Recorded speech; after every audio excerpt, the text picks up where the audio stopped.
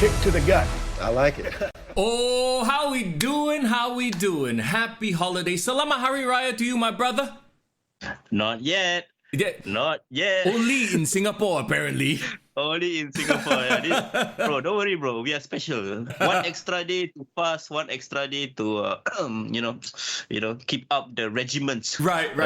Can you actually explain that? Okay, before we do anything though, what's up? It's Mister Young. And it's foreign in the building. Yeah, man.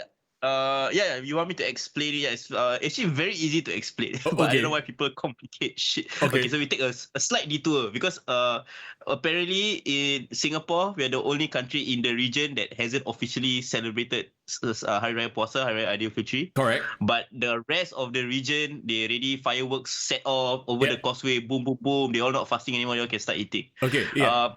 So one thing a lot of people don't really know, right? Especially, if you're not celebrating or like practicing fasting, is we follow the Islamic calendar. That's right. Yeah. So the Islamic calendar is by lunar. It's the lunar calendar. So that's why, right? When we fast the Ramadan month, right? Every year it goes one month earlier. Right. So like last year it was in May. Now it was in April. So because we're following the lunar calendar and the Islamic calendar is pretty like it's not 12 months lah. It's less than that. So that's why we do that. But also how we see whether we officially entered the month of Shawwal, which is the next month after Ramadan, is they look at the crescent moon. Okay. So like lunar calendar, you see the moon appear, then the start of the new month already. Yeah, sure. Yeah. So technically, the moon can be seen from certain countries, can be seen from other countries on other dates, right? I see. It's like time zone also. Like today is Tuesday here, but in America it's not really Tuesday, it's still Monday. I see. Yeah. So actually in this region, the last couple of years, there have been situations where in Malaysia can see the moon, but in Singapore it's because cloudy or whatever it is. So that's just the case lah. But you know why people are complaining? Why? Because they don't want to fast anymore. They want to faster celebrate. They want to go out, OTD all. Fuck lah, bro. Just one year puasa. Why you complain? Let. I guess the good thing is we have 2 days of holiday. So, there's the Labor Day holiday and then there's tomorrow's holiday as well. So, okay lah, super long weekend. Everybody can relax and enjoy, huh? Yeah, win-win situation for everybody. Yeah. Let's say hi to the people in chat, by the way. The fine folk who have dropped by to hang out with us on a Monday holiday. No, the fact that it's a holiday and you're not sleeping in and you're spending your holiday with us, we appreciate that shit. Tovakin, how you doing? Yo, Sportscaster Podcast, Jason, aka Jason, what's going on? How you doing, man? Yeah, man. Hey, Jason celebrating Hari Raya, I hear, right? All right, yeah, already in Brunei, Yeah, guys, it's great, man. You know why the great thing about talking and having our podcast on a public holiday? Yeah. Everyone lepak can listen from home. And we can talk without any stress of having to end our lunchtime break. Must go back to work. Exactly. But then again, we also want you to get back to your holidaying and celebrating. So let's get down to business, shall we? Yeah, of course. Today's business point at hand is very simple, very straightforward, right? Well, there are two things we want to talk about. Sure, we might dive into AEW, but honestly, the last week, it seems like both company relax Jack a bit.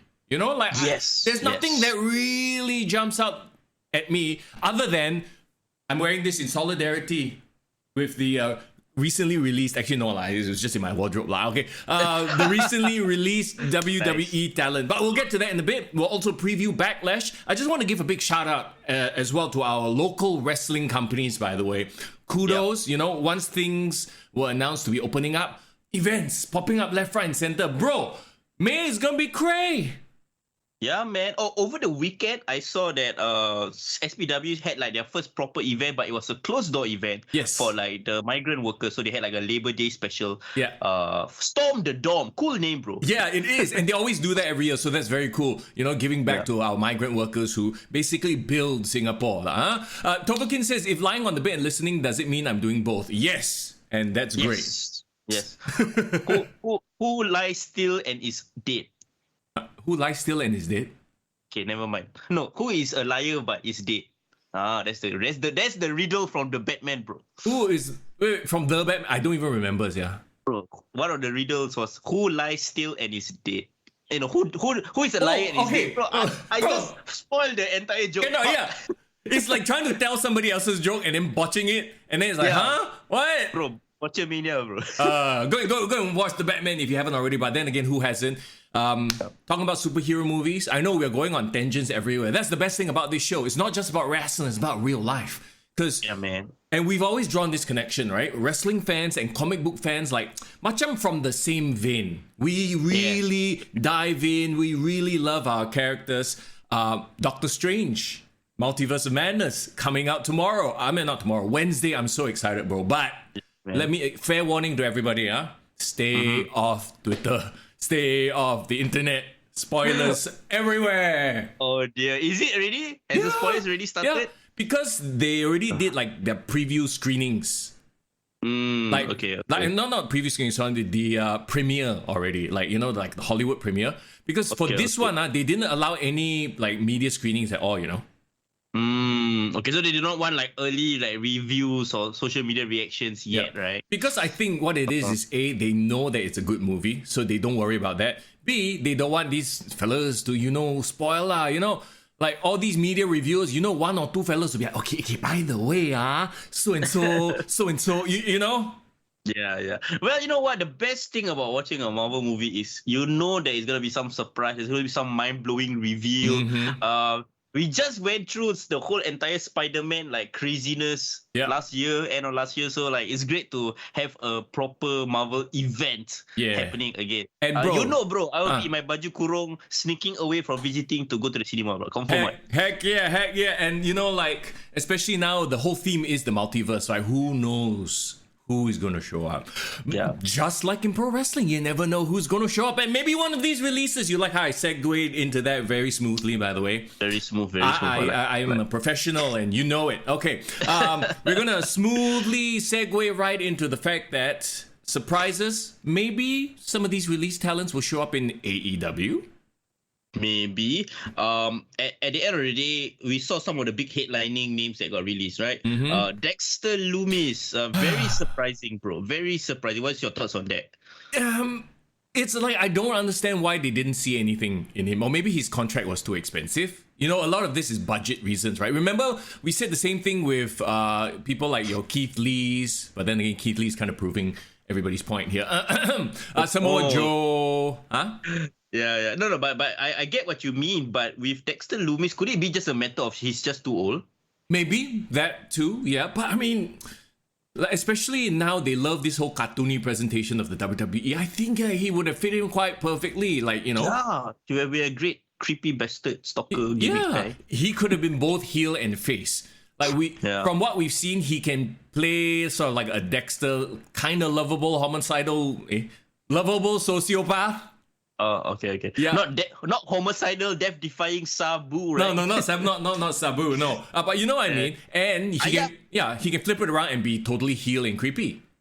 Yeah, and the funny thing is, like, wasn't he like in the middle of some sort of like burgeoning tag team with Duke Hudson? Okay. Didn't they challenge for the title just last week? They fired the wrong fella. That's all I have to say. Look, why they never fired Duke Hudson? I get it. Duke Hudson is younger, probably, so maybe he got more upside. Maybe his contract is worth less. But like Duke Hudson, from the gambling poker man to whatever he was with Dante, and then now like they got rid of all over the place. They got rid of the wrong one. They did get rid of the female, the right one, in that stupid whole angle, Persia Parada. Yeah, she wasn't really showing much, especially when you compare her with Indy. Yeah. Can you imagine they work an angle where they just switch boyfriends and then the other two disappear? Duke end up going after Indy, is it? Yeah, or they end up together. Like, oh man. The thing about Dexter is I am actually a long time fan of him. You know, I follow his career in TNA. Okay.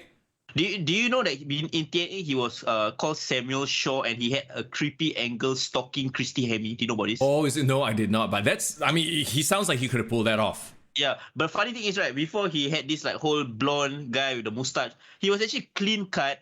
And he looked a lot like Patrick Bateman, bro. Oh, as in like, Patrick Bateman from American Psycho. Yeah, like, a bit like Christian Bale, and he was a damn good-looking guy. And he was this like, you know, like where in American Psycho you thought he was like a good-looking, like confident guy, but he actually freaking weird and psychotic, right? Yeah. He was playing the exact same gimmick, and I feel Dexter Lumis I think they saw his work in TNA doing that, stalking Christy Hemme, having that kind of crazy feuding with Ken Anderson, the Mr. Kennedy back in the day.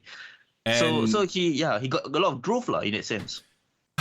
well, he shall grow no more in the WWE network anyway. And besides, okay, even with these, right, he might go out, make a name for himself and come back. But I mean, like you said, the clock is ticking for him in terms of his age. Dakota Kai. Okay, that one, I know she has a fan base, but I'm kind of not surprised. She, to me, hit her ceiling a long time ago already. So according to reports that Fightful Selects reported, right, it says that she had a lot of chances to go on the main roster, do dark matches, but higher management just didn't see main roster material in her. You know what? I kind of agree. I don't want to be the bad guy here, but I actually do agree. Like, everything she's done in NXT has been upper mid-card NXT at best. Even the stuff with Raquel, remember she had the whole thing with Tegan Nox. It was kind of like, it's okay lah. You know, like nothing about her acting, nothing about her in-ring really stood out to me. She was just kind of there. So I was like, I'm not surprised at it. It sucks for her, for fans. Yeah. But then again, she has I read also one of the dirt sheets that said that she wanted to leave anyway. So it's like, okay lah. Yeah, no, she will do well anywhere else. You know, there's so much places for her to work. There is lower profile, but allows her to just wrestle and not be too much of, I need to be a character, I need to turn heel, I need to go over the top, blah blah blah. You know, just and isn't she's like kind of a gamer, so she's doing well. Is it that as well. Okay? Well, yeah, I mean, it's said that Wendy Chu no longer has a friend. I'm a fan of Dakota Kai just to be sure. Like I like her look. I always thought, you know, she is that tomboy, like cool chick kind of vibe, like same vein as AJ Lee, Bailey. But you know what? I don't know, have you been watching NXT 2.0 recently? But I think I got a new favorite girl that is gonna be my Roxanne. My girl going forward. Yes, Roxanne. Roxanne, what's her name? Perez? Roxanne Perez. Yeah, she was formerly called Roxy. She was the ROH Women's Champion. Yeah. 20 years old only, bro. Yeah, she and Cora Jade, they have this very likable vibe about them. Very AJ Lee-esque lah. Yeah, I think they're the future. I think the two of them are like the Sasha Banks and Bailey of this coming generation. And I mean, they're focusing on younger talent. Dakota Kai, I think, reached her ceiling a while back, like you said. But what about Harland, though, bro? Okay, like we talk about Dexter Lumis being surprising, right? Actually, out of this whole batch, I think Harland might be the most surprising. Because Dexter Lumis, like you said, 41. So already, no, not 41, 30. 38. Yeah, Jason says 38. There you go. So I get it, right? But yeah, Harland is young. He has the potential, and he hasn't. The problem with Harland, to me, is he hasn't had the opportunity to show what he can do in the ring in any meaningful way. Yeah, has he had like a proper match? Like, I think maybe one or two, but yeah, mostly he's been Joe Gacy's muscle. I read reports again. The unofficial reason why he was released was that the NXT trainers saw that he wasn't improving in the ring. Oh, you know, that was actually my guess. It was either an attitude thing or a performance thing, right? So I'm like, okay lah, maybe a bit of both. Like, some people just don't take to the business. You know that when you talk about attitude, right? Like, I was thinking, before he went into WWE, didn't he get a lot of hype? He even got a shout out from Paul Heyman, right? Yeah. Dude looks like a next generation Brock lah. That was the whole thing, like right? A regen, like a Brock regen. So like that's the thing. Like, he got a stamp of approval from Paul Heyman in a way, because Paul Heyman was the one that shot him out. Do you think that he a bit like too high in his head, like, you know, thought he was the shit? You know, I would see. We wouldn't know. So. Yeah, he could have been, maybe not, I don't know. But the fact is, like, how he's been portrayed, I don't think he'll be missed, unfortunately. Yeah, if he actually came in looking like Brock Lesnar, I think probably people would go crazy. But the fact that they shave his head straight away. Yeah. Well, I mean, to differentiate him. So I don't even mind that. You know, looks aside, whatever. It's like, to me, it's just the fact that he was never able to perform in front of anybody in any meaningful way. Maybe because, like you said, he just wasn't cutting it. Even, like, you know, in the performance center while they're training, he cannot make it already. Of course, they can't put him on TV, right? Yeah. In the ring. at the end of the day, like I saw his recent post, he really grow back his hair. Oh. He's already like Paco Bodro is back. So like maybe he need to cut himself, like prove his worth in the indies, perhaps. Maybe if he can show that he can perform, be professional, go around, then maybe they'll get him back in the system. Sure. Bro, what about Draco Anthony? This poor guy, wasn't his debut vignette was him drinking coffee or some shit? Was that him? Oh yes, that's the guy. Oh my god, no, he's the guy that had a match, Draco Anthony 205 live match against Dante, man, right? Yeah. Then after that, he had a few things here and there. Oh, didn't he thirst for together with the other guy? He thirsted for Mandy Rose. Yeah, the two black guys. Is it two black guys? Yeah, two black guys. He thirsted for Mandy Rose, and then after that, gone. Like, okay. They are cutting out the fat in NXT 2.0. They are realizing, okay, who is gonna work, who's not gonna work. Bro, I'm very, very scared for our boy Dante Chen, bro. A bit scared, my man. Maybe Dante has age on his side and he's still newer. It seems like, okay, for these guys, like, even though we just saw them in the past year, they've probably been in the system for a while already. You know? Perhaps. And Dante, I think what he has above a lot of them is he's been wrestling for a very long time. Yes, even before going to WWE, right? Yeah, so he has all he has to catch up with is not so much the wrestling part of it, but maybe the character work or the culture, the company culture. And whereas some of these people, I feel like, okay, it took them years to get to the point where they can perform. Then they have to worry about character. Then they have to worry about, Singapore represent, right? Like, hey, maybe I feel like, okay, he's in a good spot. I believe in Dante, like not denying his wrestling ability. We've seen him perform in the ring. Yeah. And I think he is proving, his matches in NXT Level Up are pretty dope. Like, he is like really showing his, abilities there. My fear is that he's on the losing streak right now. Yeah. All the most recently he fought against Damon Kemp, which is Gable Stephenson's younger brother. He lost. Sion Queen on WrestleMania weekend, but that was a great match. Like, he looked great in defeat. Yeah. But like, it's clear that he is not high up on the totem pole. No. My thinking is WWE is trying to figure out what to do with his character. Correct. Other than I'm representing an entire nation, blah blah blah. Yeah, but that, like we've talked about, that doesn't mean anything, right? Like, we've tried to do that with your characters from India, representing the Indian subcontinent. It doesn't really work unless you have something more than that. Like I said before 1,000 times on this show, your nationality is not your gimmick. It's just where you're from. That's it. It's great when you go to that country and then you're a national hero, but beyond that, for the North American audience, the international audience, it's like, okay, so what? Let's look at the example of Veer. Yeah. You think Veer got over because he's from India? No, he's been portrayed as a badass. So that was my other point. Maybe we should, as Singapore fans, think of a way to make him a meme. Meme him. Come on, man. I know we Singaporeans are very, sharp-witted. We need to find a way to meme our boy Dante. Let me put this out there right now, Mister Young and FRGN. Kick to the gut. Want to challenge you right now. Let's make our boy a meme, like, so that he's undeniably out there. Like, we just need to figure out how to do it. Tag S-Gag. Tag all the nonsense accounts, bro, all the one that is good at memes, bro, even SPW memes. Go for it, bro. You got to think outside of S-Gag, bro. I'm talking 9gag. I'm talking Reddit. Like, fucking make this guy a meme. I tell you, bro. Crazy Rich Asians is the only way to go. That's the only way other people around the world know about Singapore. Like, just let him fly back to Singapore, cut vignettes on top of MBS.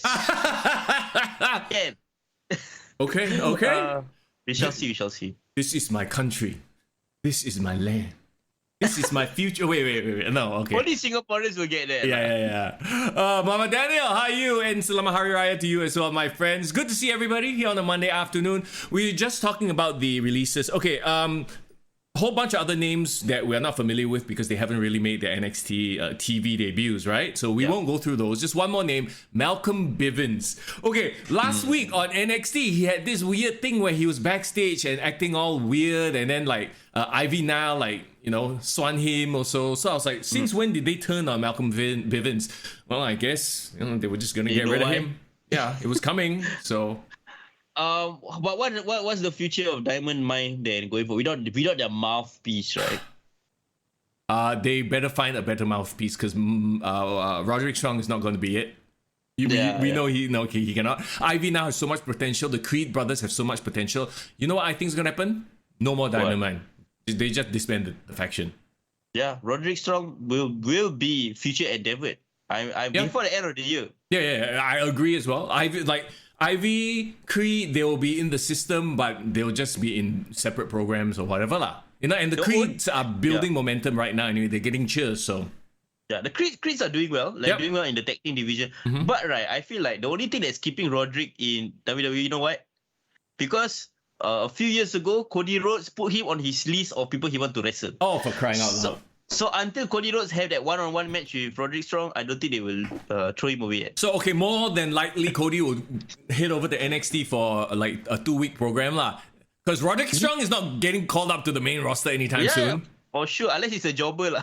Or he can take over the Drew Gulak role, which is another thing. Another ass thing. That we will get to in just a bit. But let's talk about Malcolm Bivens. Honestly, as far as like a mouthpiece is concerned, he was alright. He wasn't great. We're not talking Bobby the Brain, Paul Heyman levels here. No, he's not even MVP. No, not even like Harvey Whippleman maybe. Oh dear God. Malcolm Diamond Mine was just a dead on arrival act to me. Like there was potential, like if they had really gone all out with make it like a MMA group or club.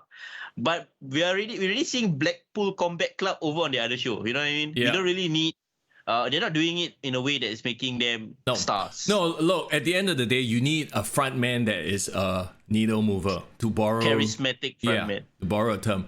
And their front man is Roderick Strong. Unfortunately, that's where you died. DOA. You know, like, can you imagine... Okay, imagine if their front man was Zion Quinn.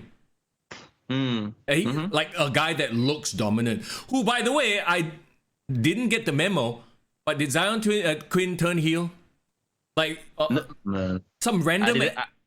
I didn't get this memo as well. Yeah, like all of a sudden on NXT he's a bad guy. I'm like, what the fuck is going? Look, NXT obviously because of the reshuffling they are having to reconfigure, and they're like, you know what? Nobody watches this. This is a developmental show, even though they're on fucking TV, right? Yeah. Nobody cares, so let's just anyhow switch here, switch there. People won't question one. And do you think? That's why I've actually kind of stopped watching NXT. I'm just done. You're done. So NXT 2.0 has managed to drive away one of their most biggest supporters from back in the gold and yellow brand. Yeah, like literally this last week, I was like, okay, I wanted to watch NXT 2.0, but then I got hyped up for the new Evil Dead game. You know the movie Evil Dead? The movie, they're making a game adaptation. Yes, that's coming out 13th of May, which is, Friday the 13th. And I'm very excited. So I was like, maybe I should watch Evil Dead, the TV show on Netflix. So it was either Evil Dead or NXT. Guess which one I chose? Wow. Wait. First of all, this is news to me. I didn't know Evil Dead, there was a series. Yes. Is it a new series? A remake? No, it's starring Ash. It continues the story. It's not starring Ash. Starring Bruce Campbell, the same guy. Oh, but he's as an older man. Yes, so it's a continuation from the... Yeah. Oh. It's like how 30 years on, and then this is his life. He makes new friends. He fights more demons. It's like it 30 years later. Yeah. This series was in 2018, actually. So it's not that long ago, but it's not new. Interesting. You know what, bro?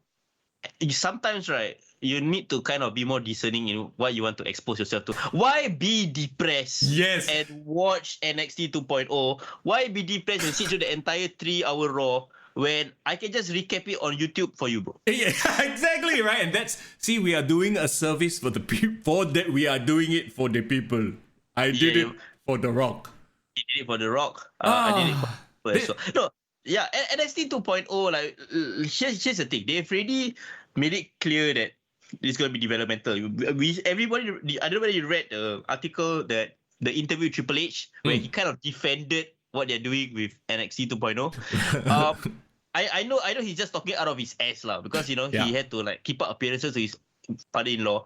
But yeah, it's okay to me, like you want to focus on your college athletes, and that's an untapped market, blah blah blah. Sure, yeah. But why did they make this change after they went on national television, after they lost to AEW. Yeah. Because before that, when they were going head to head, they were like all about, we're the best, like indie promotion, blah blah, right? Yeah. So I feel like this was an order passed down from Vince McMahon. Like, okay, let's just focus back on developmental.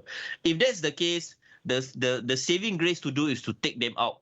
Like have mercy on the show. Just take them out of, USA network. Take it out of the national television. Let them focus on the WWE. Bro, Natalia is there now. Fuck lah. Natalia. And the thing is, okay, I guess at the end of the day, let's put a bow on this, right? You only get a chance to make a first impression once. Yep. And if the first impression you make is on some indie show looking like a green wrestler, then it's tough lah. And the worst part is, we all know how they love to change names. Like, they haven't done a promo for it yet, but I saw like on Instagram, because I do follow Casey Catanzaro. Her Instagram account is now Katana _WWE. So she's already changed the name. There's no vignette. Did you see the Kaylee Ray vignette? I saw. Yeah. So I mean, okay, like she explained it. I get it. It was a cool promo. You know, she had a bat that was on fire, talking about going back to her roots. Elba is supposed to be a term that represents Scotland, which is where she's from, right? So like she's basically Scotland fire or what. I get it, but are you saying Jessica Elba also is Scottish? Hey, different. Maybe she got Scottish blood. Who knows, huh? Yeah. I saw the backstage interview that Casey Catanzaro did to explain why he changed herself. Oh, she got okay. Explain. I obviously I didn't miss. I didn't see it. I missed it. Go ahead. Oh my. Okay, this is the word. Okay, WWE, right? Okay, it's already bad enough that they change names without explanation. Imagine them changing names and try to explain why they changed the name. Okay. It's so okay. So Katie Catanzaro was like backstage with her. Who's her tag team partner, the black girl? Casey and Kaden Carter. Yeah, Kaden Carter. Okay, so Kaden Carter is a nice name. I hope they don't change that. But so Casey was like, yeah, everybody knows me as Casey Catanzaro. You know, I was from Ninja Warrior. You know, I'm new on NXT. Blah blah. New. But, you know, yeah, no. So that was his like her gist of the first part of her promo. Then he was like, but only Kaden knows that I have another side to me, the party side. You know, the one that loves to have fun. You know, the one that goes to festivals. That's my alter ego. And from now on, I'm gonna let it loose. I'm gonna call it Katana Chance. From now on, I'm gonna be Katana Chance. Bro, I'm so tired. I cannot. Bro, I'm done with this. Oh, can you imagine Walter going to the ring and trying to explain? Now I must pay homage to my Nazi ancestors. That's what he did. Wasn't that what he did?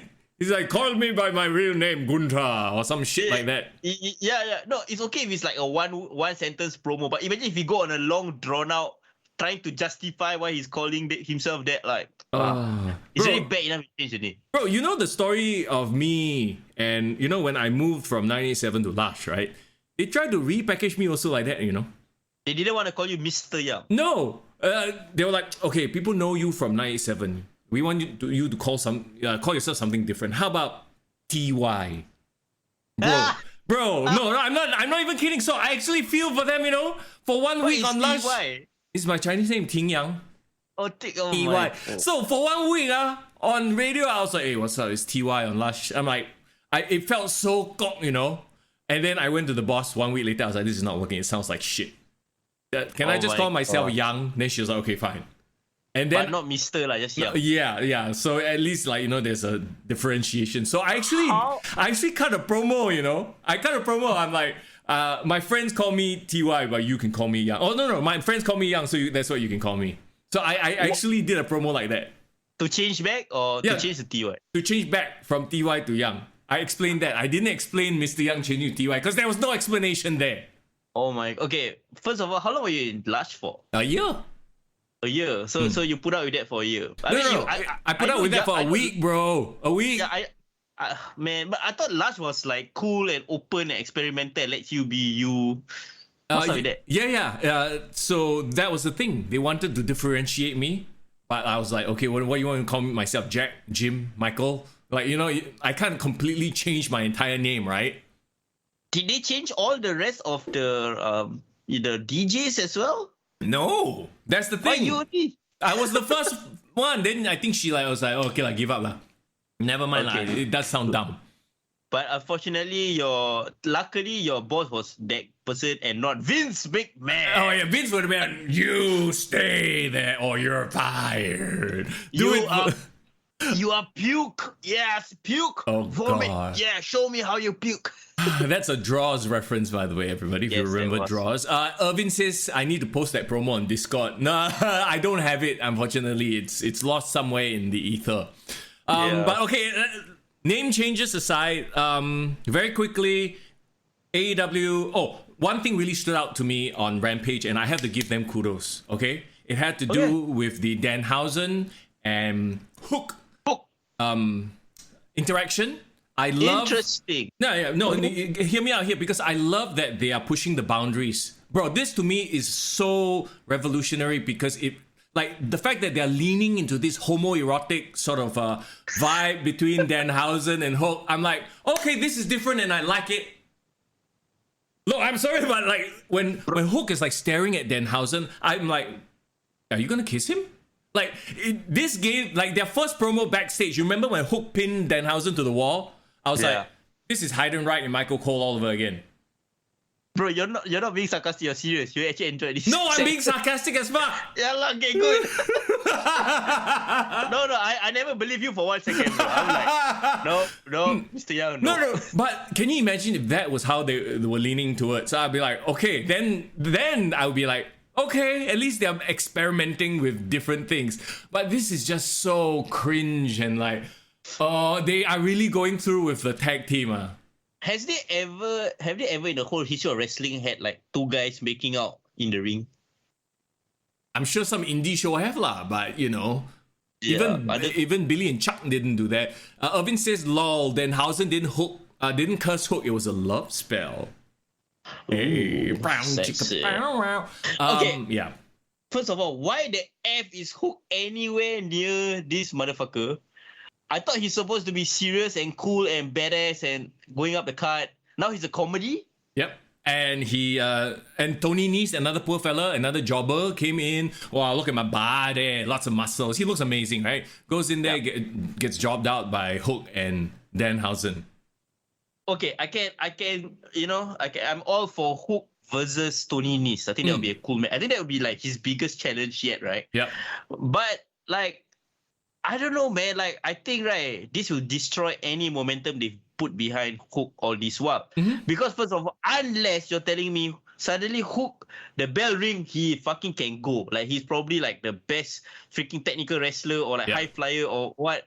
Then, like, okay, then it can be, like, Riddle. Because Riddle is goofy as fuck. But when it comes to when the bell rings, like, he's going to dominate.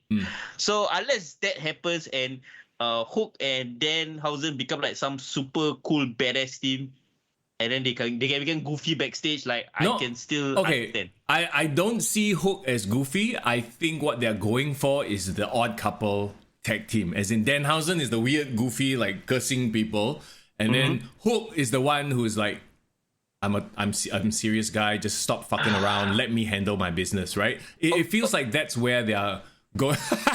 Irvin says rename Danhausen to Crook. Hook and Crook. Oh my god. Okay, I got a problem with that. Like, odd couples have worked, but when both of them are literally in the pinnacle of them as themselves as their character. So like, The Rock can stop work because The Rock was already The Rock. And Mankind was Mankind, yeah. Yeah, Mankind. But if it was Rocky Maivia and Mankind, it would be like, fuck lah, Rocky Maivia trying to take himself seriously now, he's a joke. He hasn't even started his career. Yeah. So that's my analogy. Like, I think it's too early for Hook to be doing stupid shit. Like, he hasn't even challenged for the TNT title. He hasn't even, like, his first ever words that he ever cut. Like, when Kane first ever words he cut was after a badass, like, long angle with freaking DX and, you know, like it really, there was a payoff. But what was his payoff? The bag of chips on the floor. Yeah. Like, oh my God. So, and here's the thing, right? Like, we all know, like, to me anyway, it feels like there's this certain group of people in AEW that's booking things incredibly childishly. and thinking like, oh, we're just having fun. And here's the thing. I say that, but in just a few minutes, I'm going to shit all over SmackDown. I really got offended watching SmackDown this week. I'm sorry. No, it was so bad. I was, but yeah, like, and this is going to be shocking coming from me, right? But I feel like AEW has the potential to become the Attitude Era, like the stuff that we enjoyed watching, but they're saddling themselves with a lot of these weird, stupid decisions that make the business look childish. Meanwhile, WWE is just, all right, we are on cruise control. We just need the Roman Reigns, maybe one or two serious fellas. The rest all like sitcom. Hi. Like, yeah. I was watching, I only watched SmackDown on Sunday because I had a busy weekend, right? So I was at the mother-in-law's place. I was watching it on my laptop. And then my wife was watching some new game show on Netflix. And so I basically had two screens, one at the bottom. Guess what happened?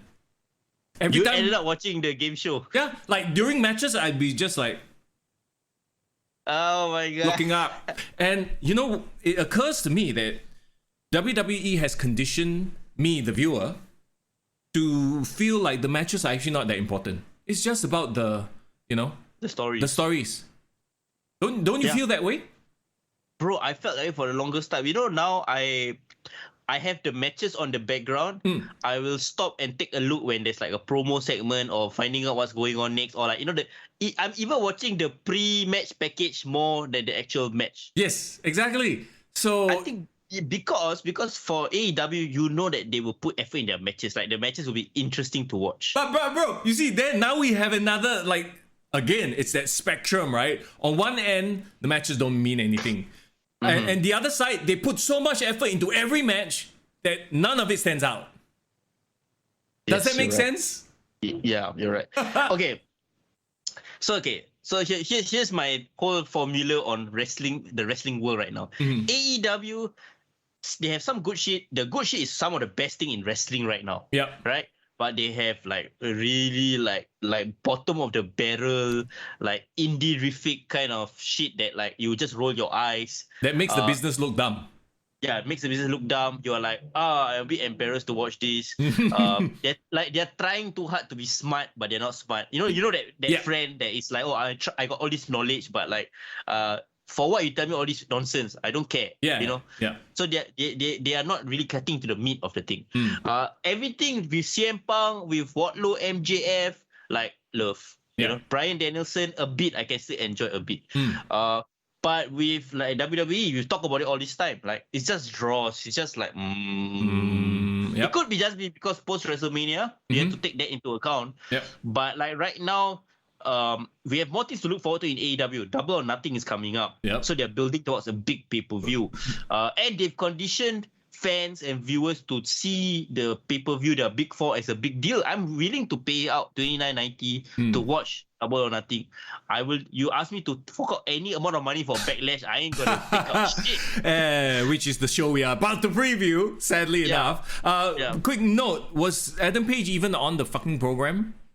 Like on AEW or Rampage? I feel like I didn't hear much from him at all. No, he was he announced that he had COVID. Oh, did he? He did. Oh, shit. So that's why actually, if you watch Dynamite this past week, the starting promo was CM Punk like walking around and cutting a promo, right? Yeah. It should have been by right. The show was rewritten. It should have been an Adam Page and CM Punk confrontation. Okay, that makes sense then, because I was wondering like, where the hell is your champ? Like, have him film something, or like the champ needs a presence. And we've talked about it. Like, he might be the worst AEW champion of all time at this point. But the thing is, will CM Punk dethrone him? I mean, this is early predictions for Double or Nothing, but I don't know. Maybe Tony Khan really wants to stick with Adam Page. You know what? Give him a long title. I don't care how bad he's being booked. I think that's exactly what's going to happen. Like, for whatever reason, I feel like Tony Khan has become quite predictable. Like, when he quote unquote believes in something, he will stick with it. And what CM Punk will be is like what Daniel Bryan was. They'll just have a great match, but he'll still lose, and then CM Punk will move on. Because don't forget, you have a face-face dynamic here. Unless you're going to turn Adam Page heel. I'd rather Adam Page turn heel than turn CM Punk heel right now. Okay. Yeah, because I feel like if you turn CM Punk heel, it's predictable. Yeah. You're making all your bigger stars the heel. Yeah. How many baby faces you have left? You know what I mean? Well, Bryan Danielson used to be the best heel. Then they went 2 weeks later, change him face, joined the BCC, and now he's like sort of not really there. Yeah, BCC is like got one guy who is supposedly the heel in Bryan Danielson, one guy who is like the anti-hero tweener in Moxley, and there's one guy that's like the upstart young babyface in Wheeler Yuta. So it's like, is this the first ever faction where you have no idea who is who, or you no idea what is their alignment? It's just woo. Oh, but then again, they are so edgy. You see, there's no such thing as black and white. Anyway, let's move on. Okay. No, you must tell me what offended you about SmackDown. You haven't like elaborated. Oh, the whole fucking show, bro. The whole show. You know, you had Raquel Rodriguez. Never mind, you changed the name. That's fine. Whatever. Did you see her match, promo, everything? Yes, I saw everything. Have you seen anybody smile so much? Like, I'm sorry, but it's so fake. Like, I'm sorry. What, are you trying to make her look like a crazy person? Do you remember long ago, Tough Enough, they always say, why are you smiling? Yeah. Are you not taking this business seriously? Yeah. So, like, fast forward 2022, literally her whole promo was like, hey, I'm happy to be here. I'm Raquel Rodriguez. My God. And maybe the problem is we've seen her before on NXT being this badass, big mommy cool, smashing people, you know, and we know that, like, she can pull that off. And now she's like, in the ring, she's smiling, does a clothesline smile. Like, oh my God, girl, relax, don't smile so much. Like, you know that this is not her idea. No, for sure. Nobody naturally smiles that much. Like, that, like, to me, what are you catering to 12-year-olds? I think they are, bro. Oh. I think. Okay, I'll tell you the things I like about SmackDown. Go ahead. I'm gonna be the positive guy for a bit. Drew McIntyre, Sami Zayn. I enjoyed the steel cage match to start off SmackDown. Sure. Sami Zayn, I think, needs a world title run, bro. He deserves it, bro. He's such a great character, and like he just does everything. Like he takes shit and makes it into something. He's one of the only guys that, like, I want to see what he does, whether it's on the ring or on the mic. You know what I mean? I feel like if he did win the title at some point, he would be like the Miz. He would be a facilitator. He's a very good sort of in between. It's like, okay, you know, the face is a hero. The champ is a face, but we want to give it to another face. Let Sami Zayn win it for 1 week or 2 weeks, and then you have the other guy take it over. I get it, but the problem is the world title scene is now completely blocked up by one fella. Yes, and we have to talk about that fella in a bit. But how do you feel about Drew McIntyre coming back on the main event scene? I think it's good. I just feel like we know that this is not his moment lah. He's just here to sort of fill in, but seeing the development of the rest of the show and what we're going to talk about Backlash, it seems even more so that this is just filler until the next big opponent. But I would argue that they're trying to drag out, you know, Drew versus Roman Reigns because they have a couple of stadium shows lining up, and one of them is in the UK. Okay. Right? So hear me out. I know that maybe the WWE is gonna like hell bent on keeping Roman Reigns champion all the way until next year WrestleMania and fight The Rock. Like, sure. I know that's their idea. But what if, bro? What if they do a Summer of Punk? Because in 2011, it was supposed to be John Cena holding the title all the way until WrestleMania to fight The Rock. Sure. Until CM Punk happened and they did the entire Summer of Punk. They dropped the title to CM Punk, blah, blah, blah. And then it didn't become a title match anymore. So, like, I'm just thinking, bro, like, could what better way to make it a memorable UK event if they have the top champion be Drew McIntyre? Sure, but we know that's not going to happen. Yeah. I mean, like, the potential is there. The potential is there, yeah, but it's not going to happen. Let me just very quickly look at chat. They're talking about, Ember Moon's comments on the WWE asking them to dress more sexy. Well, I mean, that explains Carmella and Corey Graves' freaking YouTube show, doesn't it? Yes. Hey, who's Eric Chang, man? I don't think I've seen him on the chat. Yeah, Eric, are you new? Welcome, by the way. Eric's all worked up about NXT and how they're feeling. But we really talked about NXT earlier, so and his the fact first, that big comment is talking about you, bro. Hey, why am I wearing the shirt? This is in memoriam of the released talents. No, I just looked in my closet and thought that it would be nice to wear this. Yeah. Why the hell not? Welcome, Eric. Please, if you're not part of our Discord community, please join the Discord community. A lot of the listeners talk there and share wrestling shit and complain about wrestling shit there. So that's great. Yeah, just take NXT 2.0 off TV. That was what we talked about earlier. Let them percolate, let them develop off screen without people seeing, so that when they eventually do make their way to the main roster, at least we don't have this like, I thought he was somebody else. But here's the ironic thing. The reason why NXT 2.0 came under the purview of Bruce Pritchard and Vince McMahon was we thought that they're gonna create those characters in NXT 2.0 so that when they transition to the main roster, it's not different. No. But it seems to be still the case. Anyway, let's move on from that. We were on SmackDown. No, bro, like I said, this is my setup. I was, watching on my iPad SmackDown. Half the time the matches couldn't keep my attention because it's the same old shit, right? And is Butch injured or something? Where the hell was Butch? No, they're doing some storyline where Butch has run away. Yeah, I know. Like, you have the New Day is so super annoying to me already. I cannot take the New Day. Whenever they cut promos, I'm low key rooting for Sheamus and Ridge Holland, the Eastie Boys, and like the idea that I feel like this whole Butch thing could be great if they took it seriously and they didn't make it like a kiddie show. I feel like this is like a Saturday morning cartoon. Where in the world is Carmen Sandiego sort of a vibe, right? Yeah, that's a great analogy, bro. Yeah. And man, Pete Dunne, bro. Yeah, I know. It's like last time in the territories, like you had like badass characters, Kevin Von Erich, I forgot what his name, and then he came to WWE. He's a Texas Tornado. What does that even mean? He's from Texas and he's a tornado. Duh. Then he go to the ring, he just swing. Wasn't that one of his finishes? Like there was a discus punch or something?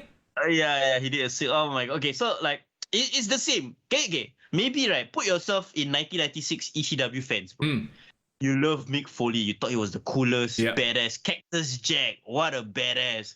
They come to WWE. Ooh, Mankind. Like I get it now. Like, but maybe in the long run, Mankind became a big deal, and we start to accept the character. Well, you see, that's a case of the personality, the person rising above the gimmick and making it their own. They have the charisma to pull it off. Some of these people who maybe might be great workers, but they don't have the personality, they will never pull it off. And then future endeavor lah. Like who? Back in the day, Dean Malenko, bro. Remember when they tried to make Dean Malenko a ladies' man?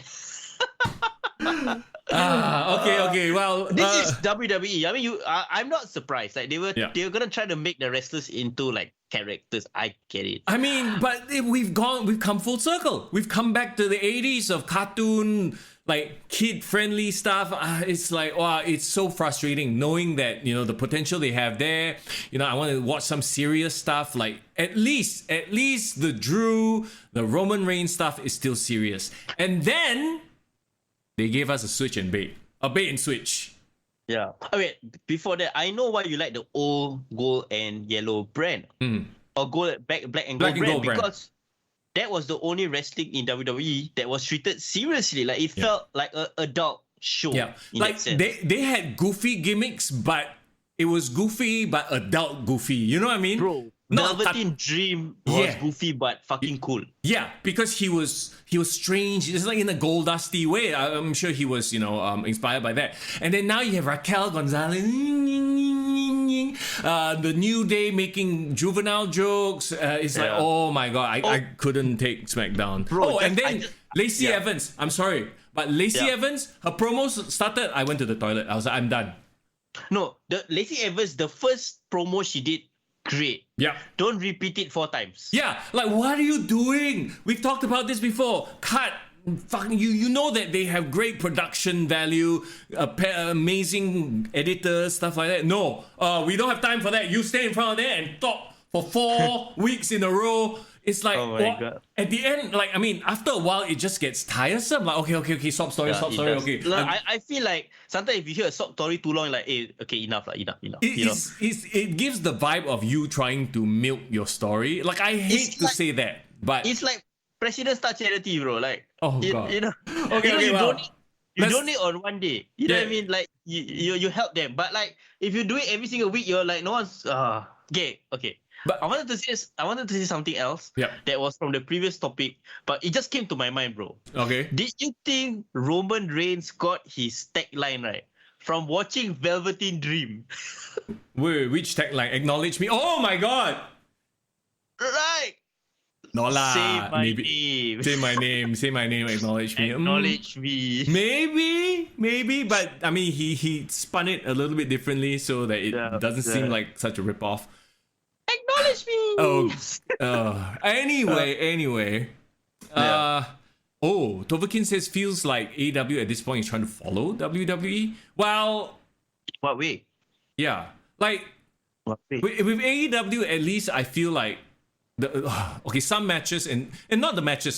Some parts of AEW All Elite. The Elite. What? Yeah, the Undisputed Elite.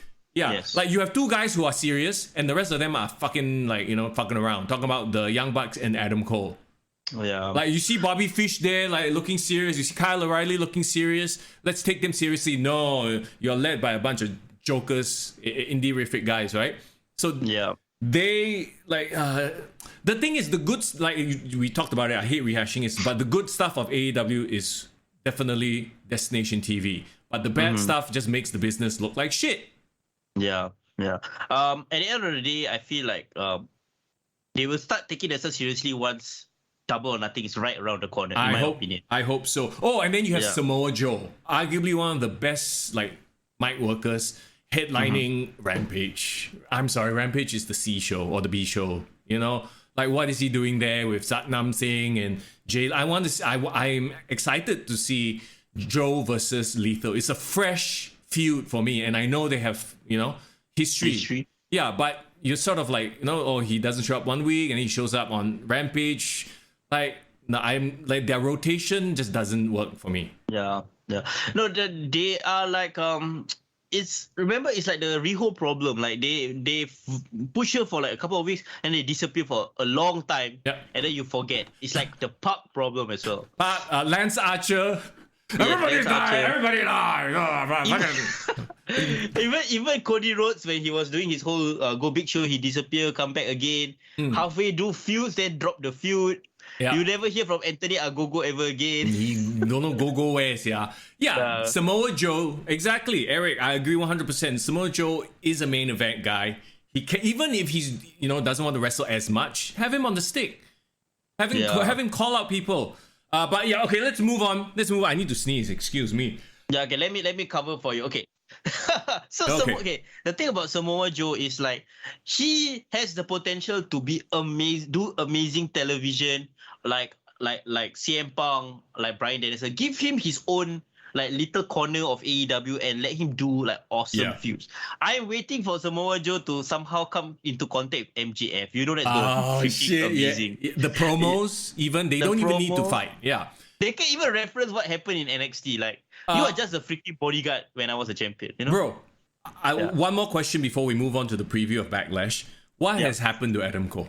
He went from the guy who was like the top guy in NXT with a badass faction to right now he's just a joke. Every time I see him on, I'm like, oh, okay, I roll eyes and I walk away. Like, is he one of those guys that if you put him with the best, he has great leadership and direction, he fucking succeeds. But you put him with a bunch of jokers and he just he doesn't motivate himself. Okay, I'm gonna give you the most random comparison, but I think it makes sense.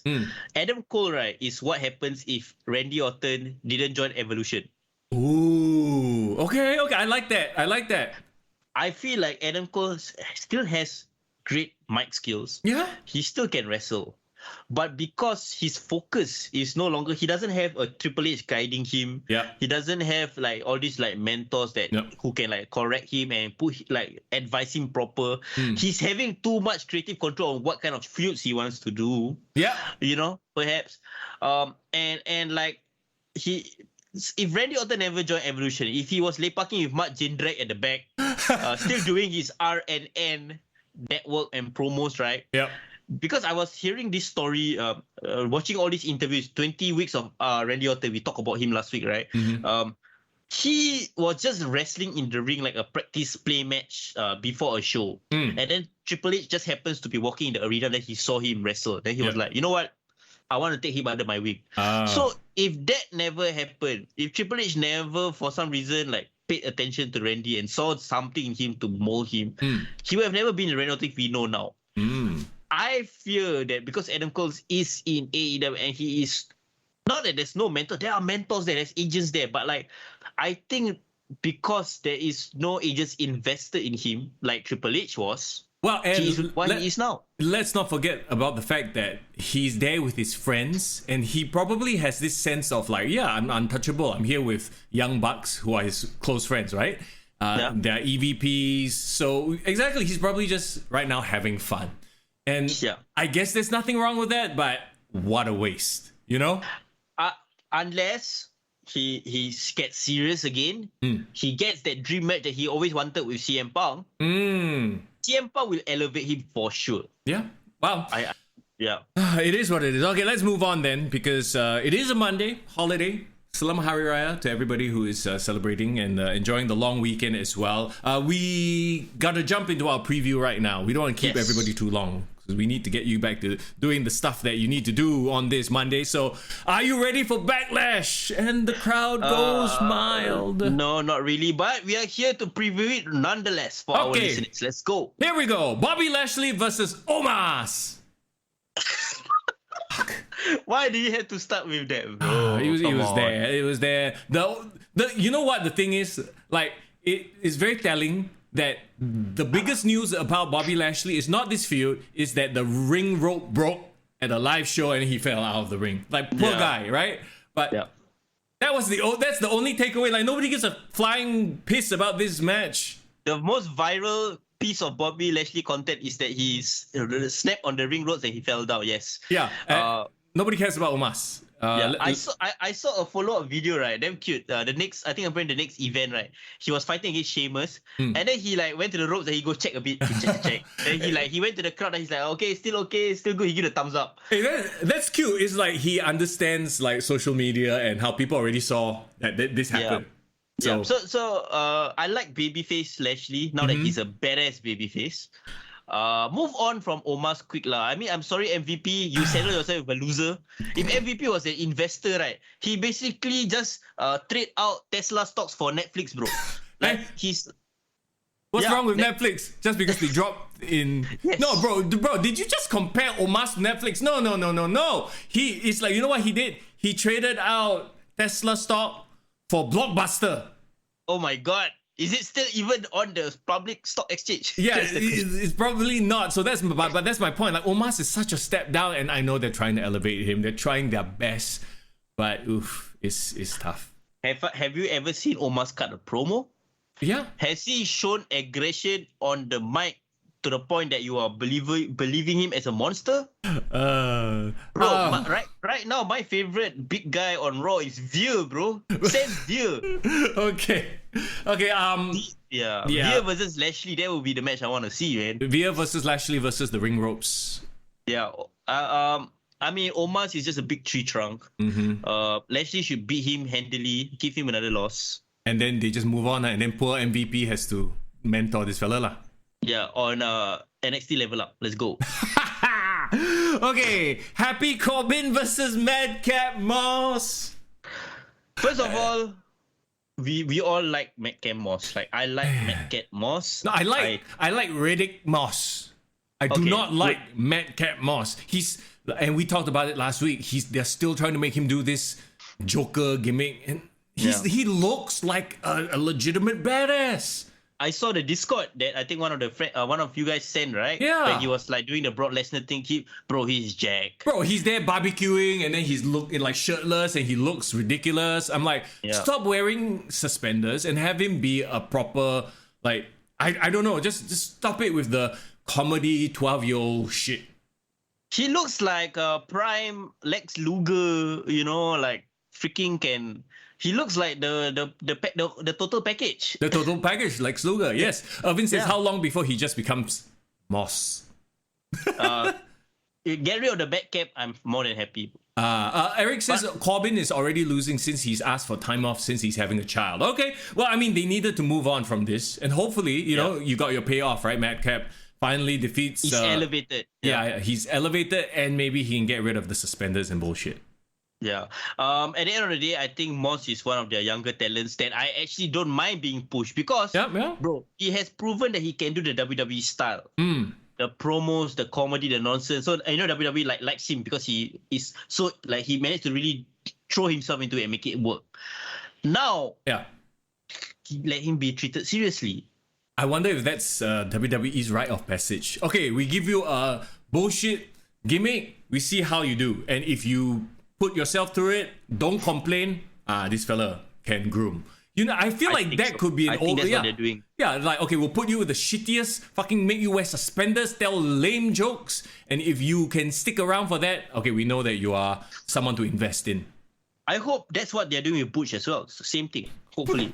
Butch! Where's Butch? Where is Butch? Find Butch. Oh boy. Okay, AJ Styles versus Edge. Damian Priest in Edge's corner, of course. Judgment Day. Judgment Day is the name. It's the official name, right? Like this, there are no turning back, right? It's called Judgment Day, right? Okay. I love Edge's promo, by the way, on Raw. The one where he sort of like make fun of everybody and then reference his... But why when he make fun of everybody, he sound like a Texas, a bit like Bruce Pritchard kind of voice? He was making fun of the crowd. I think they were like, you know, they were in Kansas. They were in Kentucky. In Kentucky. So he was making like a, you know, like a hee-haw, a southern. He was making fun of Liam, you know. Yeah, it was funny. That's the thing. Like, the best thing I can say about this, I guess we have to call them Judgment Day, right? Is they are a better version of House of Black. Yeah, 1,000 times better. You understand what he's saying. Yep. Even though he uses big words, but he knows how to insult people. Versus Aleister Black, and we all like know how much we love the guy, but good God, man, I don't know what they're going on about. Actually, right, I think you hit the nail right on the head. You know what made the Undertaker Ministry of Darkness work? He can use all these big words, be this lavish, like overly, you know, elaborate guy, talk about all this kind of crazy shit. But then he can insult the crowd and say, you know, if your mother is a hoe, say what? Say what? You want to have sex with your sister, say what? Yeah. Like, he knows how to interact with the audience. Yes. Whereas Aleister Black is too chim, too out there. Like, he's on a different level. Yeah. Like, very niche crowds will understand. And so he's not doing himself much of a service. Like, and then, you know, Brody King and Murphy, they're all sort of just there as well. Whereas, like the dynamic of Edge, and you know, he says all this shit, and then Damian has this fucking low voice when he talks. Like, wow, Damian sounds like fucking Dracula. Hello, you know, and Damian fits the aesthetic to a T. Like, you know, like his new gear that he wears to the ring with the like black looks good on him, man. Meanwhile, Murphy looks like the kid. Like, is this where I'm supposed to? Okay lah. Like, they adopted this clean cut boy into their group, even though he has nothing to do with them. He looks nothing like them. He's probably like the kid who listens to Britney Spears, but he's hanging out with all the heavy metal kids. No, bro, you know what? That might be the case. I mean, he used to date like Alexa Bliss. He's probably into like 90s boy bands as well. Oh, by the way, Alexa Bliss has been putting out all these like photos. I'm like, ooh. Liked and saved. Well, I didn't go so far as to say it, but yes, absolutely. She's out there living her best life, so you know, more power to her. married woman. So like, and also I saw a video on TMZ where somebody asked her, so when are you coming back to the ring? And then she said like, I'm just waiting on the call. I'm just waiting on the call from WWE. WWE, get one of your most over female stars back on TV ASAP, man. Come on. Yeah, the next time they go to Saudi lah, that's when they'll bring her back. Just for one thing, and then that's it. One spot. She has had 2 matches in 8 months. She's on the Brock Lesnar schedule, bro. Let's go. This what happened to the Julia Hart story. The less we talk about that, the better. Like, I read somewhere that Julia Hart has been or was inspired by Alexa Bliss, right? And then she wants to do the whole dark Alexa thing, but then I don't know lah. Why even bother getting into that? There's nothing there. Yeah, she is still doing her thing because I think one of the 10-man match the Elite did, she was sitting outside, still sitting on the steps. Oh, I didn't pay attention to that clusterfuck of a match. You know that it's the undisputed Elite. Yeah, I'm not paying attention. Really, I know, right? Okay, back to Backlash. Yeah, back to Backlash. Okay, AJ Styles Edge. I'm surprised it wasn't AJ Styles Damian Priest actually, because AJ and Edge already had their match. I think they want to keep AJ Styles Edge the main pay-per-view match. And then the Damian Priest is like the TV match where he's fighting the sub-boss, Does AJ... There wasn't a payoff though. No. There wasn't a payoff. Remember? The match ended halfway, right? No, that was the TV match, yeah. So, Edge already beat AJ Styles, albeit because Damian Priest randomly showed up and AJ apparently has, no attention span. Like, distraction, lose. Considering that he's surrounded by thousands of people, one fella only can distract. Anyway, that logic aside, does AJ get the win back here? He has to, right? To continue this feud, because if Edge beats him again, it's quite definitive. You lost twice in a row. Yeah, I think he will get back his win. But what shenanigans will ensue? Oh, maybe this is where we debut Ciampa. No more Tommaso, huh? No first name. Ciampa, maybe Ripley, because no more first names, huh? Just Ripley, no Rhea. or maybe if I want to go in a different direction, maybe AJ Styles finally have backup in Finn Balor. Can you do something with him? No, bro, Balor. No Finn. Okay, Balor. Yeah. You know what would be awesome? What? You know what would actually be newsworthy coming out of Backlash? What? Balor appears in the ring, appears to help AJ Styles, turns on AJ Styles and actually join the freaking demonic crew and become the demon with Edge. He is the demon after all, right? Yeah. Wouldn't that be something newsworthy that coming out of that match? I think so. And to your point, I feel like with this match, they are setting up the faction. So expect some sort of a debut or somebody joining the faction. It has to be. But it has to be. Yeah, the way you laid it out. Finn Balor comes out, pretends to save AJ, actually joins Judgment Day. Makes perfect sense to me. I think it would be great. And I think that's the reason why I should be on WWE's writing team. Bro, imagine this match plays out, Edge beats AJ Styles thanks to Damian Priest, and then lights go out and then nothing happened.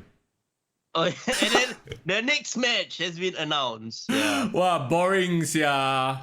What do you think of the name Judgment Day, bro? I'm okay with it. Can you imagine if he's like the House of Edge? They really they all copy House of Blacks, yeah. Or they call themselves Armageddon.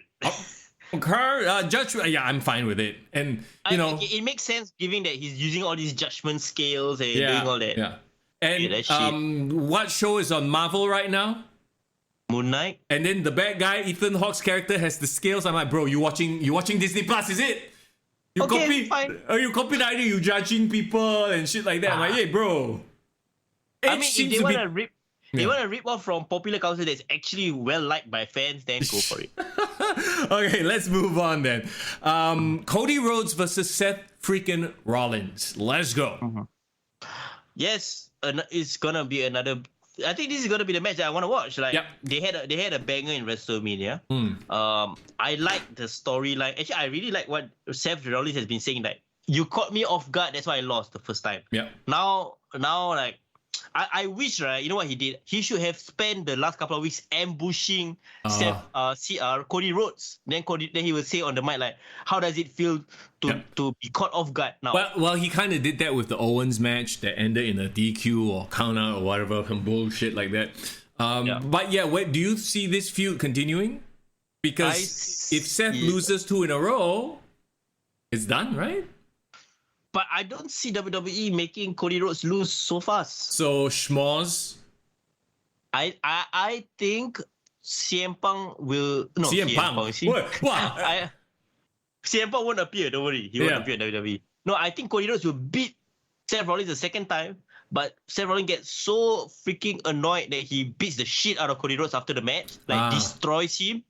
And then the third match, Hell in a Cell. Not exploding ring, man. Not ladder with the fucking setting himself on fire. Hopefully not. Hopefully not what happened on Dynamite with Scorpio Sky and Sammy Guevara where he botched himself on the head. Yeah, hopefully not that. Jason says, Ciampa joins Judgment Day, Finn, AJ, and Bad Bunny in one faction. Why got Bad Bunny? Hey, bro. Why suddenly Bad Bunny and Bad Bunny one gang? Bad Bunny is going to be in a Marvel movie, bro? You read about this? I saw. What the hell, bro? What's going on?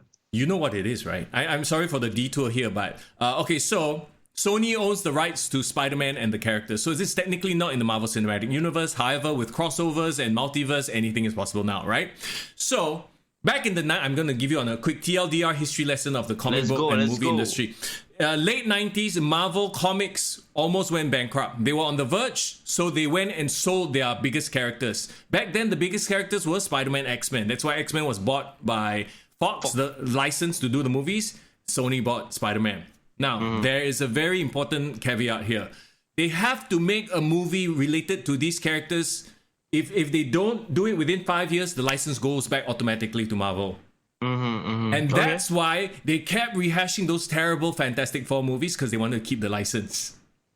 So even if it's a shit movie, they will still make, because as long as they hit it within the 5-year window, they hold on to the license in perpetuity. For another 5 years or forever? Forever. So how did they solve that problem with X-Men? Well, Disney straight up went and bought over Fox lah. But smart. Disney's not going to buy over Sony, or they haven't said anything about that. That's why Sony has been doing their own little thing with their Spider-Man universe. The only reason Tom Holland has been able to cross over back and forth is because they made a deal with Marvel. Say, okay, the Marvel Studios, you come and co-produce with us. Because let's face it, without Marvel co-producing with them, it's a shit show. Venom was not bad, but then Venom 2 was a shit show. Morbius, no need to say it. And now they announced, like, and you can tell I'm getting worked up about this, right? They announced a whole slew of Spider-Man characters because they're like, ooh, money, Silver Sable, Black Cat, don't know, some bunch of Madam Web characters that are not that popular or famous. And then they're gonna make what, like a TV shows out of all of them? No, movies. All movies. Yeah. And then they announced El Muerte or El Muerto, whatever the fuck lah, starring Bad Bunny. You know how many times El Muerto has appeared in a comic book? Bro. Less than 5. Twice! Bro, he's not even like you talk about jobbers, right? This is like, oh my god. So it's, you know what it is? They looked at this Bad Bunny. Maybe Bad Bunny pitched the idea to them because apparently Bad Bunny is a wrestler now. El Muerte is a pro wrestler in the comic books. But he's this jacked guy lah. And I don't know if you know the history of Spider-Man, but like one of his earliest adventures, he put on the mask to be a wrestler, to earn money. Yeah. The whole Bonesaw McGraw thing in the Spider-Man 1. That's the whole origin story. El Muerte wasn't even part of that. Anyway, this character that appeared 2 times in a comic book, 2 times.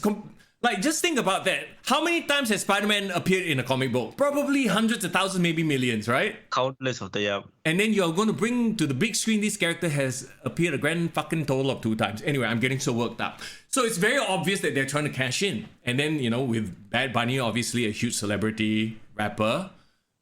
And then, how did we get started on this? I'm sorry, I went on a massive tangent because I got so upset. No, because I was talking about how... what do you call it? You see, now I already completely forgot. We were talking about Judgment Day. We were talking about House of Black. And then we're talking about Seth Rollins. Oh, I know, because you say AJ Styles get together with Bad Bunny. Oh, yeah, no. Fuck, no. Go away. Stop it. This Bad Bunny thing is just nonsense. Anyway, all right, let's take it back. Okay, the only way as a wrestling fan I would enjoy it if it brings pro wrestling to the mainstream, and he gets a lot of WWE cameos. They become WWE Studios production. You know it's gonna be so bad though. It's gonna be so bad. You're gonna make a movie about a fake. I mean, not fake. Like name me. How is he linked to Spider-Man in the 2 times he appeared in the comics? He's just like his mask got superpowers. He's a luchador. So his mask got superpower. He fights with Spider-Man, or he teams up with him? Yeah, he teams up. Well, of course, like any good sort of superhero interaction, they fight the first time they meet.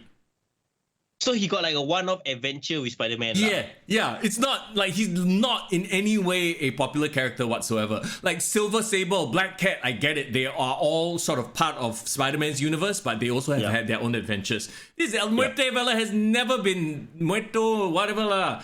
Oh boy, okay, let's move on. Okay, Ken. I'm sweating, bro. I'm sweating. I'm so worked up. No Cody, worries. Seth. So you're calling it for Cody beating up Seth twice in a row, and then Seth and KO maybe come out and just double team him, lah. Yeah. Okay. Seth go crazy, and we have a Hell in a Cell. I think Hell in a Cell is coming out right after this, so why not? Okay, sure. This wrapped up SmackDown, and this is probably the icing on the shit cake.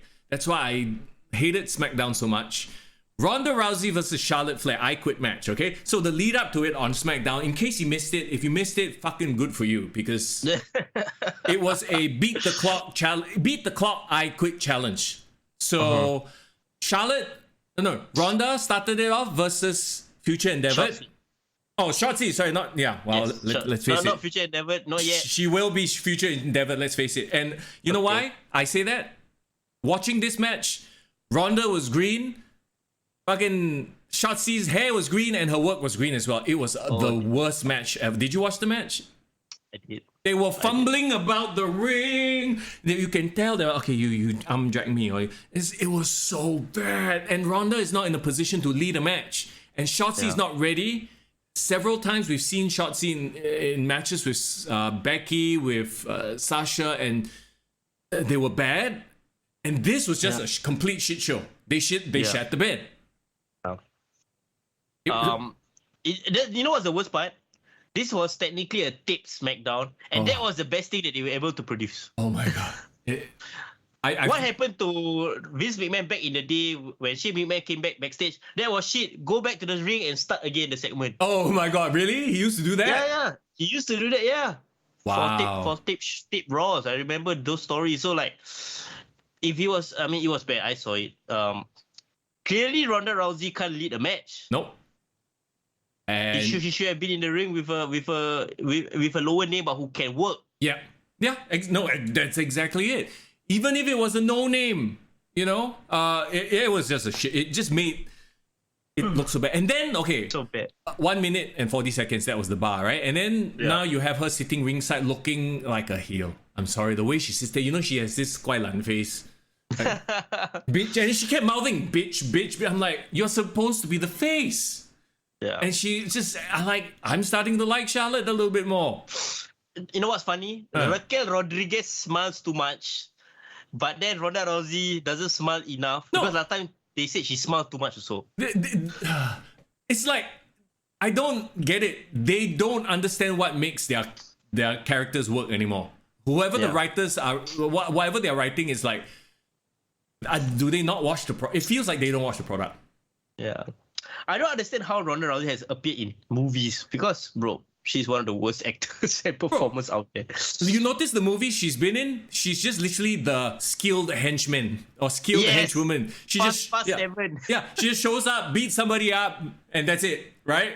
Like, she's not there to, like, act. She's not an actor. She's a badass, and she should be portrayed as a badass. Honestly, this match should have been in Shotzi to waste time, run around the ring a few times, gets back into the ring, judo throw, armbar, judo throw, ankle lock, end. No need to try to do all sorts of bullshit. Bro, imagine if GSP fought Captain America in the Winter Soldier, and then GSP had a 5-minute dramatic segment where he's talking to Chris Evans. You think he will actually come across as bad? Bro, he probably is a better actor than Ronda Rousey, okay? I respect GSP more. And he was also in The Falcon and the Winter Soldier. Yeah, he was able to cut some nice lines on the show. Like Ronda is just like, this is not her thing, and it's fine. Just give her the Goldberg treatment, and stop trying to make her smile. And then now she's sitting ringside, looking like just detestable. And then Charlotte's in there with Aaliyah, who's also green. Like, but at least this match was more watchable because, you know, Charlotte knows how to... Charlotte's leading the match, yeah. Yeah. And it's always watchable because I love watching Aaliyah. I mean, come on. Jason brings up a very good point. Ronda is another example of people like Gable Steveson. Like these athletes from other sports, they want to court to bring in because of their name value, but they cannot act. Or they want them to be face. Like, you know, because why? There's money, what? They can market them as good guys or good girls, you know? It seems like WWE in their mind, right? It's like, okay, we can coach you how to act, we can coach you how to wrestle. But then they said that the reason why they want to go for the college people is because they want their natural athleticism. Yeah. Sorry, I know I can't pronounce athleticism properly. But I think they just go there because they have the look. Yeah. But they think they can coach them into wrestling and acting. But my problem is, right, why you want to coach something like that when you can get a natural who can perform? Wow. You know, then how are you gonna get a Shawn Michaels? You're just gonna get all Lex Luger's, what? Well, okay. To be fair, Lex Luger might be a bad example. I think they're trying to fish for the next Kurt Angle. They're trying to fish for the next, you know, like give me spots like Goldberg. And really, you know what this feels like? It's like casting a wide net out of 10 people, you get one fella who's the next breakout star. It's fine. Everyone else can be a jobber. You get that one fella. Oh, Harland didn't work out. Okay, just future endeavored, you know? So it feels like that is what they're doing. Yeah.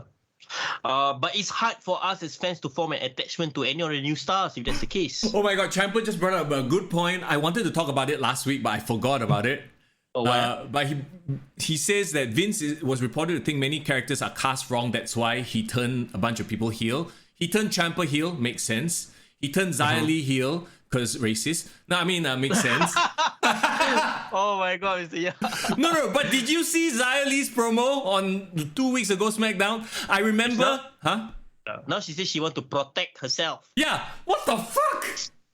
It really feels like some last minute. Wait a minute. Let's just change the character. It's like I'm playing my GM mode on WWE. Okay lah. I need somebody to be a heel. I just change on the fly. But Xia Li was a heel when the whole Tianxia first started. Yes. Then she inexplicably became a face when she debuted on SmackDown. Disappeared for 5 years. And now she's a heel. So tell us what happened in between. I know she's not a great promo, but she was literally portrayed as I protect my family. You know, got sob story, got fucking cool graphics and shit, right? And then I remember. One week just show up. I don't protect you already. I protect myself. Like, what the fuck is that? Bro, you know what it is? What? Xia Li is living in different multiverses. It's everything that's happening all at once. Yes, she's Michelle Yeoh. Michelle Yeoh, bro. I think Vince McMahon watched that movie. He's like, I want to make her like Michelle Yeoh. No, can you imagine every week she shows up as a different character? And then we are like, what the fuck is going on? She's actually a multiverse character. Don't give WWE ideas, bro. Bro, if they actually went with that, I would be amazed. Actually, you know who is the multiverse character right now? Oh. Ezekiel. Elias. Ezekiel. Oh my God. Imagine if Ezekiel, bro, I swear to God, on Monday Night Raw in the middle of the ring, he says, I am from the multiverse. Yeah. Oh my God. Everyone will just like, what the fuck? Yeah, I mean, the multiverse is such a trope now, right? Like, it is the hot storyline, it's the hot thing because of Marvel and stuff like that. So I'm like, can you imagine if they decided to go that way? And then next week, like, the third younger brother, Elijah. Oh my God. Ezekiel. It's not the three faces of Foley, the three faces of the E brothers. Yes. Bro, if next week they came out, and if Elias came out with the beard and the long hair, he put a wig or some shit, I think I would pop. I think I would be like, okay, you know what? This is cheesy as hell, but it's interesting and funny. Remember when the whole Triple H and Mankind had that rivalry, and then like it was Dude Love, Cactus Jack, and Mick Foley, Mankind sitting on in the backstage segment, and then out came Cactus Jack. Yeah, if that happened, modern version, I think that'd be cool. I think modern version they can do prosthetics. I think it will work. And then it will be like this big inside joke that everyone else is in on except for Kevin Owens. And I know it is bordering hokey, but like I would be okay with it. Do you know that this is a way, right, to pay off a years-long storyline? Mm-hmm. Imagine if Ezekiel suddenly admitted to Kevin Owens, it was me who threw the pie. Oh my God. Do you remember? Yeah, but that was so random and nobody would remember that. Well, the production, WWE production would bring the footage in, but you know. Yeah. No, I was just thinking of how, in Shang-Chi, then he created all those portals, right? Yeah. Or like in Doctor Strange, then out of nowhere, Ezekiel came out from his multiverse and then go throw the pie in his face and go disappear. Well, okay. We're giving them too much credit. Let's not give them ridiculous ideas. Yeah. Okay. Well, yeah, let's go. Charlotte Flair, Ronda Rousey. I could care less about this match, to be honest. It might be a surprisingly good match because they can go in the ring. But know what? Is there any way that Ronda says I quit? I don't think so. She's way too protected, her contract. So what? Then make Charlotte, who's your best heel, say I quit, I guess, because she's like, or can you imagine if they redo The Rock versus Mankind? Remember their I quit match? Fake I quit. I quit! And then it was actually an audio playing from somewhere. Wait, so have Ronda said I quit anytime recently? Yeah, she on the mic, she said, I'll make you say I quit. So okay, you can cut out the I quit . Okay, perfect. You know what? I think that's their cop-out, but I think it makes sense. Oh my God, that means we have to see more of this feud! I don't want. You know what? Where don't know. Honestly, where else can this feud go? Has Ronda achieved the Goldberg effect, where it's the laws of diminishing returns? Yes, 100%. And they've been portraying her wrong. But we've talked about it before. Let's not get into that. One more match to go, and this is bait and switch. So yes. I was fucking hyped for tag team title unification. Is this the first time you were actually excited in a tag team match in WWE for a long time? And like this, I don't know why this offended me so much, but I was like, to me, that was the one match I was looking forward to. And then on SmackDown, they're like, we're going to make it a 3v3 now. We don't care about that unification anymore. Like, the logic of it just doesn't make sense to me. The whole idea was, remember, Roman told his two henchmen, said, go and get me the Raw tag team titles. Yeah. And then 1 week later, I guess somebody changed their mind. Mm-hmm. I mean, okay, to be fair, it would basically load SmackDown with all the men's championships, which might be bad. But it doesn't have to be a permanent thing. It could be a 2-3 week thing, right? But I think they didn't want to destroy Team RK-Bro's momentum, or Team RK-Bro's momentum as well. But then give the titles to Team RK-Bro. And then you can run the storyline where... A swerve, right? The Usos failed. And then or Drew can help them win it. You know what I mean? But now you've taken that stipulation completely off the table, which to me was the hook of the whole show. And I was like, what the fuck? I actually got quite pissed off at that. So I was like, So now it's just a regular 6-man tag team match. Yeah, exactly. No, then, okay, if you're going to do that, then make it all titles on the line. Yeah. At least put titles on the line, because they've done it before, 2009 Backlash, right? They made it 6-man. I remember I actually was quite excited to watch that match where it was like Legacy versus Triple H, Batista, and Shane McMahon. They were fighting for Vince McMahon's honor. But the WWE title was on the line. Yeah. Eric says, do you guys think this unification being stopped was due to NBC Universal being upset that Fox would get all the titles? You know, there's definitely something to be said there. Could be some executive somewhere is like, hey, go stand, cannot. Bro, or could it be, right, that the real wrestling war, right, is not between WWE and AEW. It's between NBC Universal, USA Network, and Fox. That's the real wrestling war going on, guys. That's the war we don't see. Look, there's still this Thursday. I mean, not Thursday, sorry. This Friday. This week's SmackDown. And WWE Raw. And Raw, yes. So I think we might probably get 1 or 2 more matches. The matches I want to see. Yeah. I actually don't really want to see, but it makes sense to have them on the card. Like, we need a Theory match somewhere. Who has he been? He was messing around with Finn. Ali. I mean, sorry, Mustafa. Ali, yes. Ali came back. We didn't talk about it. I'm happy to see Ali back after he has been threatening to leave WWE for so long. Apparently, I think Vince McMahon didn't allow him to leave his contract, so he's finally using him. He's probably gonna just put over Theory, let's be real. Yeah, probably. But you know what? I think Mustafa Ali will give Theory a kick-ass match if they let them really have a kick-ass match. Yep. Could be a hidden gem if they were to be. Kevin Owens versus Ezekiel. Yeah. I think in a weird way, and I'm very surprised, Ezekiel has gotten over with the fans. Yeah. Just because it's this wing, you know, I know, but Kevin Owens doesn't know. My thing is with this, right? It's cute now. How long? Yeah. After a while, it's going to be like, okay, this joke has worn itself out.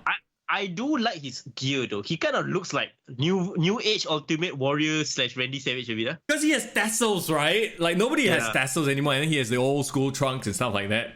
Very classic. I mean, if you're 80s wrestling fan, I think you can appreciate his gear So okay, that aside, there's still this SmackDown where they can make all the titles on the line. And then if they do make all the titles on the line, it's quite obvious that Roman Reigns and the Bloodline will win lah. Yeah, but I feel like now that it's a 6-man tag, honestly, they shouldn't put the titles on the line already. Like they already spoiled the mood, you know. But okay, then if it's a 6-man tag, no titles on the line, Drew pins Roman for the moral victory. Or I think not Roman, they will pin the Usos like clearly. Okay. But I think them giving the rub to Team RK-Bro, RK-Bro because of Randy Orton, his recent legacy, and bringing more momentum back. Because let's be honest, Drew McIntyre needs all the momentum back again because she has through a lot of shit. So yeah, I think the Bloodline is due some sort of loss because they've been too dominant, bro. Sure. So and if anything, this sets up a lot of interesting matches in the future. Imagine Roman versus Randy, Roman versus Drew.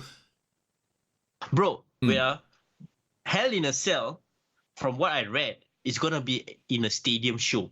Oh, the first ever Hell in a Cell in a stadium show. So you know they're going to pack that shit.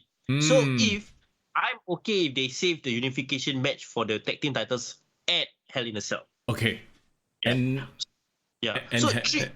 Three stadium shows in a row, bro. It's not Hell in a Cell, SummerSlam, and then the UK show as well. So they had to save shit for later. I get it. That's the reason why they just playing placeholder to the Backlash pay-per-view lah. So at the end of the day, we know what Backlash is right now. Yeah, it's just a filler pay-per-view, like a big show in between. So to me, that's why, like the one thing that was like, something I'm looking forward to was taken away, and now my hype for Backlash is completely like come right down. I'm still hyped for Seth and Cody. But before we wrap up things, bro, what do you think of the booking of Cody so far? Hold on. Eric says Hell in a Cell is in Rosemont Horizon in Chicago. Rosemont Horizon is not a stadium show. Let me double check this. Rosemont Horizon is, if I'm not wrong, an arena. But I remember they said that they're gonna make it a big show. Is it? See, now we're both googling this shit. Yeah. All-State Arena. All-State Arena? Yeah, is it? That's the one where they had like a like the CM Punk's versus John Cena match, right? Oh yeah, so it's an arena show lah, not like a stadium show. You mean? Yeah. Okay, but I remember reading that they're gonna make it like a huge event. But anyway. Foreign fake news, huh? Very good. Hey. We must fact check right now on the spot. That's why. Anyway, how excited are you guys in chat for Backlash? On a scale of 1 to 10, 10 being, wow, must watch. 1 being, fuck it. Don't watch at all. 5 being, I'll watch it, but whenever I'm free, you know? Yeah, but the reason why I brought up about the Cody Rhodes thing is because I feel like I'm worried about Cody. So far, he's still doing okay. He's still like a beloved babyface. But I'm just worried that just overexposing Cody too much. I think that was the problem. 2 weeks ago, we were talking about that. And then, like, this past Raw, he was only a small bit of a big segment. So I'm like, I was actually quite okay with it. He just appeared to hug Randy and then he just appeared in the main event. He never talked, right? Yeah. So I'm like, okay, they are sort of like easing back a bit. Yeah, so I didn't have an issue with that. Jason's like, come on guys, biggest news in wrestling. And new AAA mixed tag team champs Sammy Guevara and Ty Conti. Yeah, okay, sure. I saw. I mean, respect to you, Jason, for keeping up with Mexican wrestling. Yeah, but they had a big show over the weekend, but good for you. I'm sure they will freaking reference it on AEW Dynamite and, you know, they're add more gonna bring heat. the titles on Dynamite. And then, after they hot shot the title right back to Scorpio Sky. Okay, if we go down this rabbit hole, we'll talk for another half an hour. So yeah, no, but we saw the event. Great for them. You know that it's gonna parlay back to Dynamite. And we'll probably have to see Dynamite this week. Raw, Dynamite, SmackDown. We'll see what happens before Backlash, yeah? Yes, we will. Everybody, thanks for hanging out. Eric says 4 out of 10 for WrestleMania rehash. Rehash. Not Backlash, rehash. Jason says -5. Wow, that bad.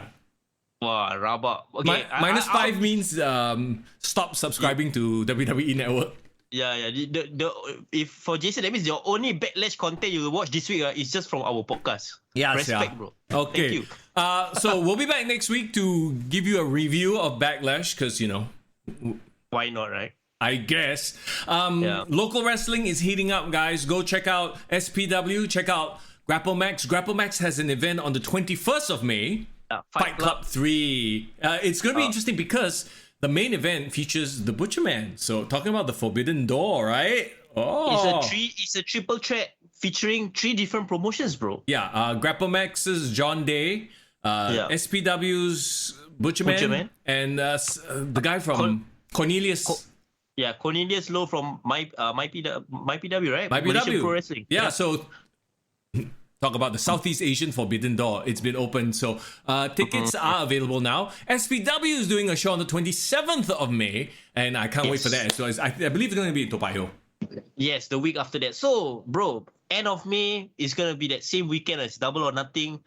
So, there's going to be a lot to cover. You know, it's like the calm before the storm, bro. Let's go. May is going to be crazy. Dude, a lot of things are reopening because, you know, government has relaxed measures and stuff like that. So, everybody, please go out, enjoy life, you know, whatever sense of normalcy you can get back after these 2.5 years, but also stay safe. Okay, have a great holiday, everybody. Thank you so much for listening to the podcast, watching the live stream. As always, you can reach out to us on all our social media platforms. We have a Patreon as well, by the way, if you want to take your support to the next level. We have tiers and all that kind of stuff. Whatever you're comfortable with, link is in the description. Yes, and guys, please join the wrestling community we have on Discord, Kick to the Gut. We talk about wrestling all the time over there, so the conversation continues before and after the podcast as well. Absolutely. We'll be back again next Monday, same time, 12 noon. Every single Monday, 12 noon. Unless we have to record it for whatever reason. Once in a while we'll do that, but most of the time, 99% of the time, we will live stream here on Mondays at 12 noon, because I mean that's right after a pay-per-view, so that's great timing. Right after. So next week is right after Backlash. So depending on what time Backlash ends as well, we will come right. And you know one thing. You know what's one other thing I'm really excited to watch this weekend other than Backlash? Doctor Strange in the Multiverse of Madness. Yeah, Doctor Strange. I'm talking about wrestling related. Oh, wrestling related. Okay, cool. Broken Skull sessions between Cody Rhodes and Stone Cold. Yes, that is gonna be very interesting. I wonder. You know they're gonna talk about some AEW things over there, right? He gonna spill the tea. I love it. I can't wait. Yeah, I can't wait as well. Okay, guys, so please join us next week. Same time, same place. Let's talk some more wrestling. All right, as always, it's Mister Young. As far in the building. Take care. Happy holidays. Selamat Hari Raya. Kick to the gut. I like it.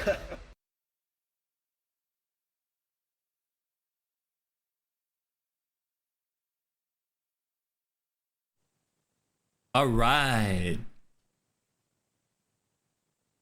Hello. Hello. You hear me, brother? Yes. Okay, Ken. Okay, you need to leave already, right? Yeah, I need to go already. Wow, we really overrun. I realized it's Money in the Bank that is the stadium show. Oh, it wasn't Allegiant Stadium. Okay, we'll catch up later. Ciao. Alright, take it easy, man. Take care, brother. Thanks for the show. Hey. Bye. Bye.